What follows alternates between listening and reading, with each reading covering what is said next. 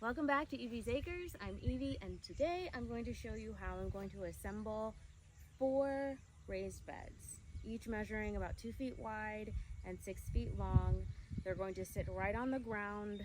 They will not have the extended sides and back like the one that I showed you last week, nor will they be elevated off of the ground like one that I am also working on in addition to this project, but these are just going to set right on the ground inside of this little garden area where I've placed a lot of my seedlings, and I'm also setting up some of, I have one greenstalk already set up, and I'm going to add a couple more. All right, so I've already pre-assembled some of the parts, but I'll just go over what I did already before actually assembling the final steps for this particular raised bed. So I took 2 lengths of the 6-foot long cedar picket fence, and I put them together using some 2x4s that I cut to be 1 foot long on either end. I screwed those in. I used these fasten tight exterior wood screws that are 2 inches long. Then I also used some scrap wood. This is a 2x2 board that I also cut to 1 foot in length, and attach that to the center of these 2 cedar picket fences. I did that twice for each of the raised beds. Then I took 2 more picket fences, and because they're 6 foot in length, I cut 2 inches in length, which they're going to be on the sides. You'll see that in a second, but they're going to stack up and be the sides. And then I had to and so that came out to 3 pieces, 6 divided by 3, 2 feet. And so then I used another picket to cut off another 2 foot length piece. So all the items here are things that I used in that process. Obviously I used the speed square, my pencil, and measuring tape to measure everything out. I'm going to use these clamps here in just a moment to assemble this because I'm doing it solo. And part of the reason I'm doing this solo is to show you that if you don't have help, it is possible for one person to assemble this. But it is helpful if you do have someone to help out, or other additional people to help you. It can definitely go a lot faster. And then this is just the drill that I'm going to use to drive the screws in. So yeah, let's get started.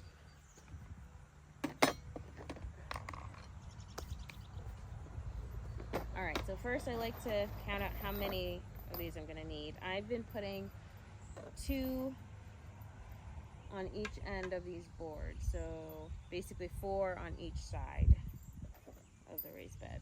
And I just stick it in my little front pocket here, so then I can move this out of the way. All right, next I'm going to take a couple of these clamps, and what I'm going to do is I'm going to line this up to be flush with the corner here on this side of the raised bed. So I'll bring the camera over so you can see that more closely. Okay, so you can see here that this is flush. Well, I don't know if you can, yeah, you can kind of see it here. It's flush with that side.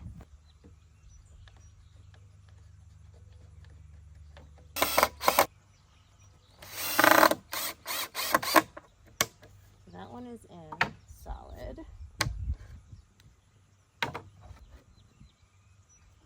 Again, this doesn't have to be perfect. I'm just trying to get as close approximation as I can to this being level.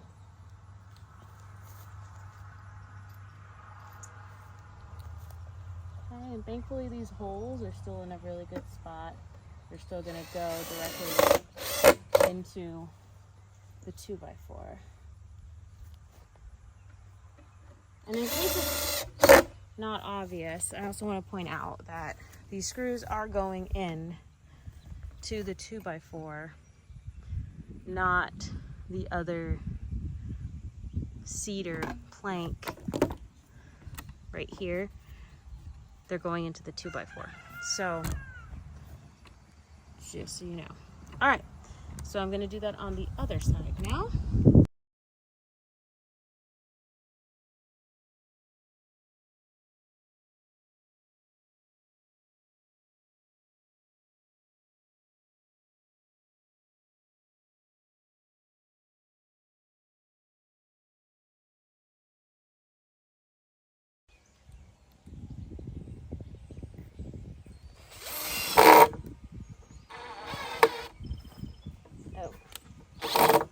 So one other thing to keep in mind, I just noticed,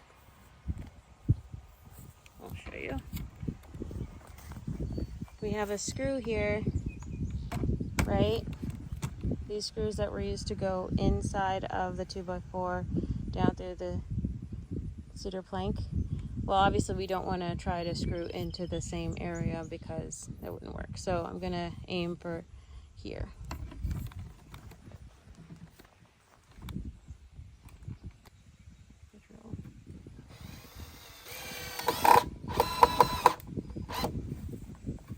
Okay. Now, this part gets a little bit tricky when you're doing it solo. So my workbench, it's a makeshift workbench. It is just a couple of sawhorses and some pieces of wood thrown on top. So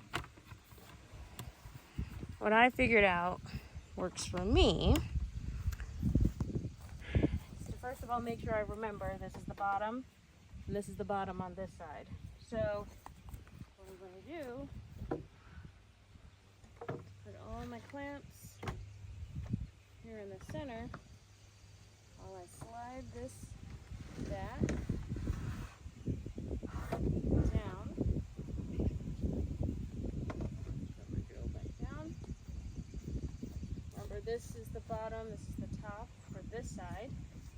And because it is so narrow and not longer than 6 feet long compared to my workstation, I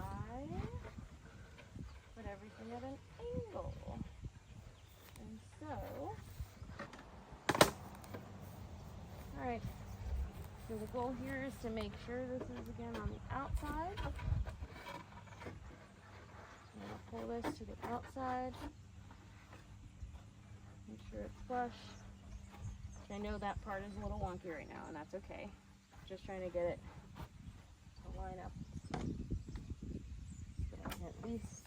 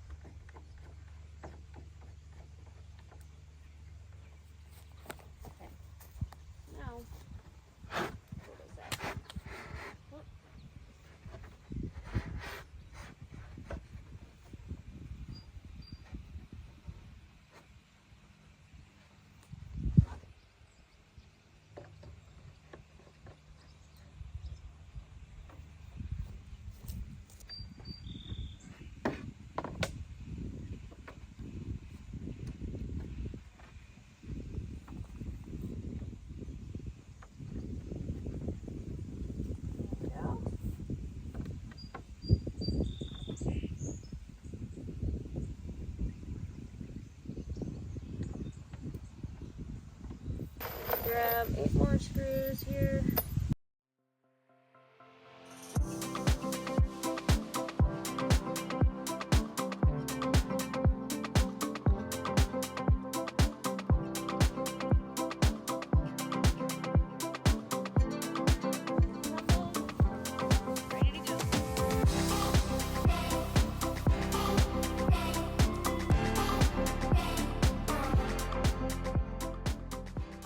Here I'm showing you how I assembled another box. Just like the raised bed that I built in the last video, I did not create any plans for these boxes, but I have the same goal, which is to create them with minimal cuts of wood using minimal tools.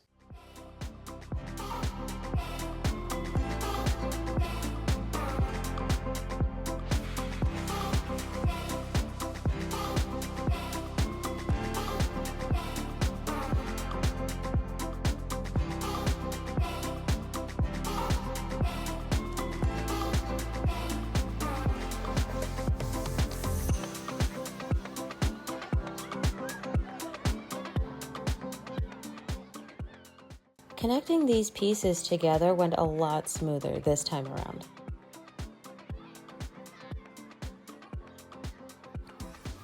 You may have noticed a large pile of wood chips behind me next to the oak tree.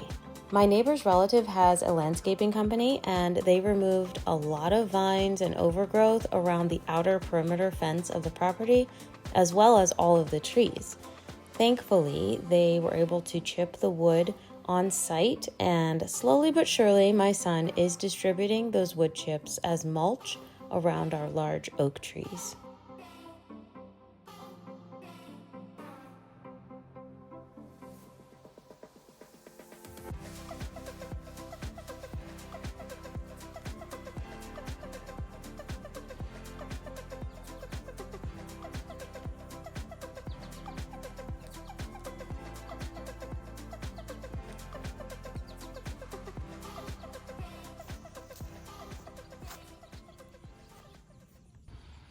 Okay, so here are the 4 that I've created so far. So my plan is to build 2 more of these and place all of them in this little garden area that I've squared off here. As you can see, I have it filled with quite a few grow bags. I have 1 of my greenstalk set up. I have 2 more right there, and I actually have a couple more in my greenhouse that I need to open up the boxes.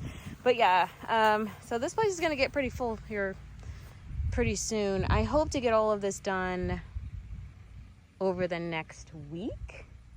So the next video will probably be kind of a midpoint in this process. As you can see, all my seedlings are just getting so crazy. Oh, but one thing I wanted to show you.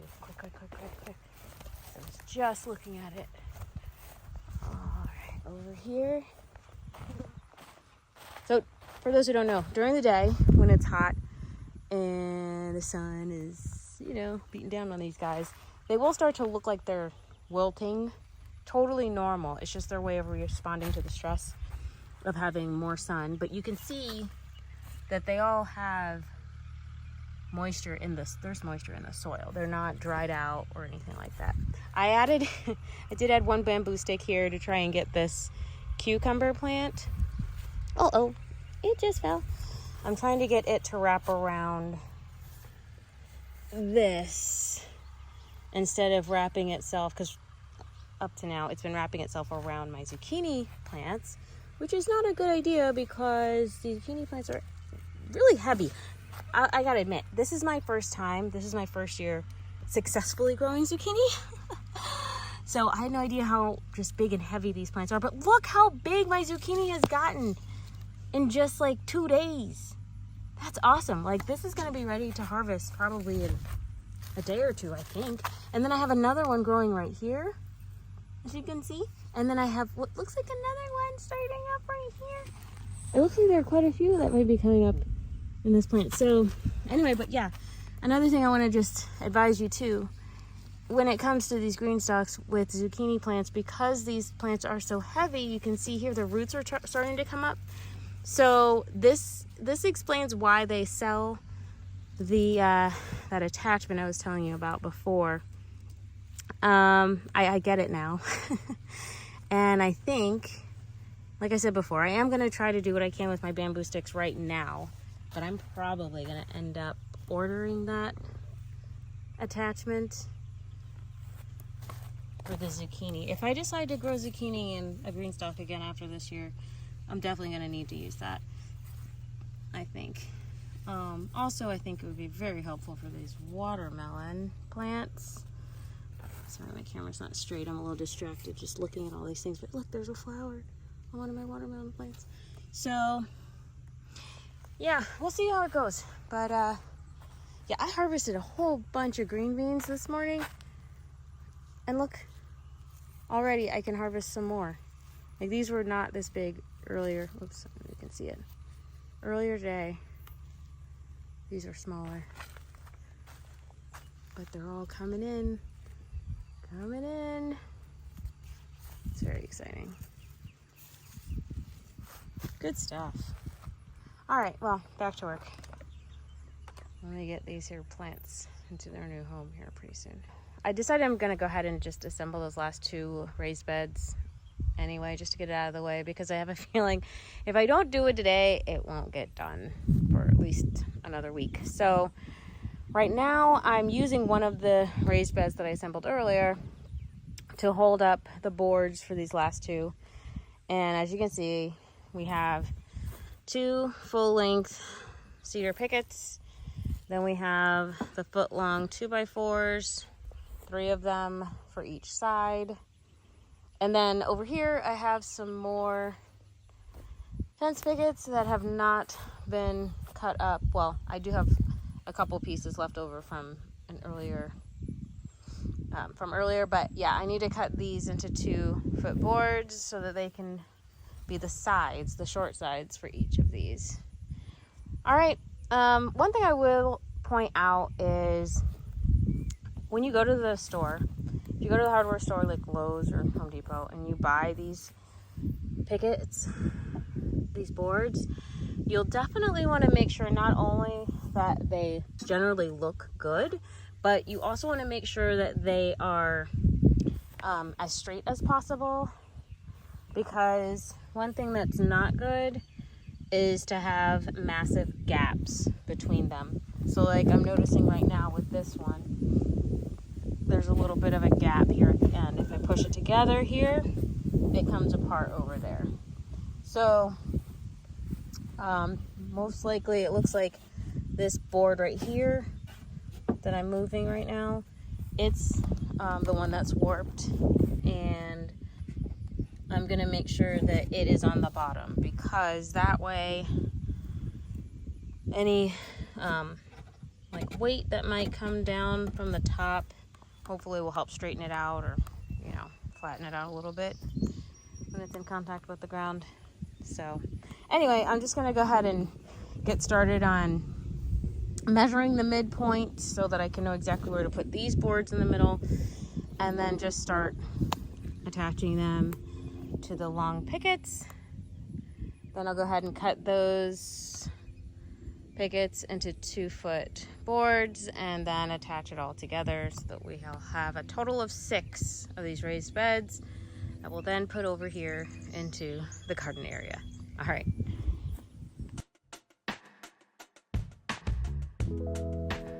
If you're still on the fence about starting a garden this year, then my hope is that this video will inspire you to just go for it. It doesn't matter whether you start with a raised bed like the ones I'm building in this video, or a smaller version of these raised beds, or a vertical planter, or grow bags like the ones that were featured in previous videos. You can even grow a lot of food out of 5-gallon buckets. There are so many options. All that matters is that you start. And my suggestion is that if you have the slightest desire to start growing your own food, herbs, or flowers, then just do it and start small. I live on 5 acres, and while I look forward to someday sowing multiple garden rows measuring at least 30 feet long, I know that is not where I want to start. My priorities are to figure out what I like to grow, as well as what my family and animals can and will eat, all the while building up the clay soil to be less compact and as fertile as possible before I begin sowing directly into the ground. It's a process, and I'm committed to learning about and from this land along the way. You can start by doing a little research to find out what your grow zone is and what plants grow well in your area. If you want to learn more about grow zones and find out what yours is, then check out the links in the description for the USDA Plant Hardiness Zone Map, as well as the Old Farmer's Almanac for more information. If you enter your zip code at the top of the USDA webpage and click the magnifying glass button to search, then it will tell you the grow zone for your area. And this information can be really helpful to determine the best time of year to sow seeds or to transplant seedlings into your garden. For example, when we lived in Southwest Florida, we were in Zone 10A. So the month of July was a great time to grow things like amaranth, okra, and sweet potatoes. that was pretty much it, because it's subtropical weather and those are items that thrive in that type of environment. Now that we live in eastern Tennessee in zone 7A, I'm kind of right on the cusp of the time when it's best to transplant the last round of beans, cucumbers, peppers, squash, and tomato plants. And in the beginning of August, I'll begin sowing seeds for my fall garden. I haven't fully planned it out yet, but I'm fairly certain that it will largely consist of various cabbages, beets, carrots, turnips, and rutabagas, as well as some leafy greens like kale and collard greens, and probably a couple of lettuce varieties. As far as whether you should start from seed versus buy plants to transfer into your garden, you should really do what works best for your schedule and your budget. I'm a big advocate for growing from seed because they are comparatively inexpensive, and it is so satisfying to see something fruitful grow from something so small.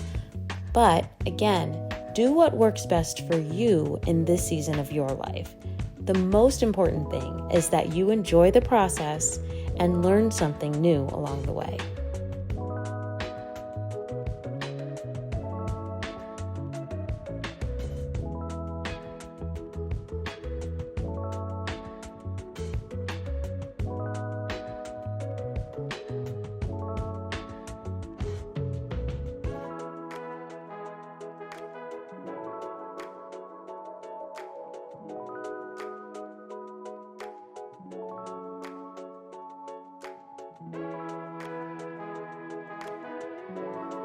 Here you can see I did a little trial and error to see if there was another way I could assemble this box, but I ultimately decided to do this box the same way I did the others.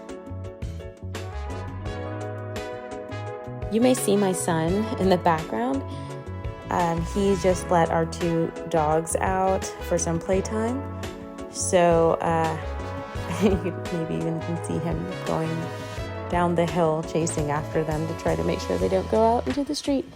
But anyway, after I completed this last raised bed, I decided to go hang out with him and hang out with the pups for a little while. I don't think I ever introduced our dogs to you guys. We have 2 miniature dachshunds. This one over here, the smaller one, that's Hammy, short for Hamilton, but also because he's a big ham. He's all about the camera when he knows one is on. And this is Rocky. He's the older brother. They share the same father, but have different moms. Rocky is our chicken wrangler. Anytime one of the chickens escapes, including Rogue, he is the best means by which to get her back in. Well, really any of the chickens. Sammy likes to just hang out. He's all about sunbathing, napping, posing for cameras, showing you his ears. Hi, Hammy. Hi, Hammy. Okay, Rocky's back. Rocky wants some attention. Hi. Hi. Are you a good boy? You a good boy? Yes, you're a good boy. Hammy is a fairly quiet dog. We only ever hear him make noises outside. Like, he will only bark when he's outside. Rocky, on the other hand, if the wind blows wrong against the house, he will bark. But he's also our home alarm. He will bark whenever someone approaches the house, when someone comes near the front door, when they knock on the front door, when packages are delivered, when they're driving away after delivering packages. He takes his job very, very seriously. I hope this video inspires you along your gardening journey. These raised beds are a simple and easy option and can be easily modified to be as long or as wide as you wish. If you are interested in written plans for this build, then let me know in the comments. Remember to check the description for various resources that could help you on your gardening journey. Thanks again for watching, and until next time.